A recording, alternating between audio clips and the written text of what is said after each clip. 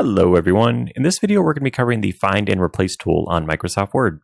This tool is really helpful if you have a whole bunch of instances of a particular word or phrase in your document and you want to be able to find them and then replace them with something.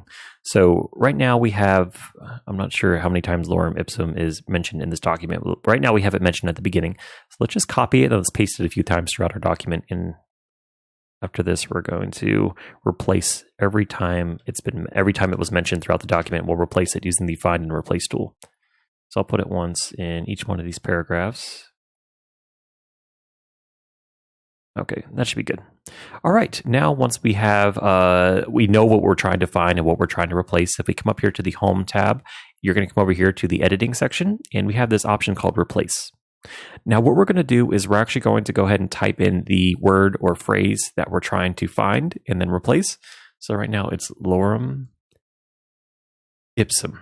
And then what do we want to replace it with? So we could replace it with, what about ipsum lorem?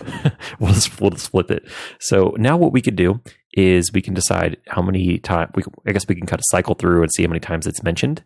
And we can actually pick and choose which ones we want to replace and which ones we want to leave alone. So if I come over here and I just select replace each time it's highlighted, I can do it one at a time, or I can just do replace all. And every instance of lorem ipsum will be swapped with ipsum lorem. So let's just do replace all.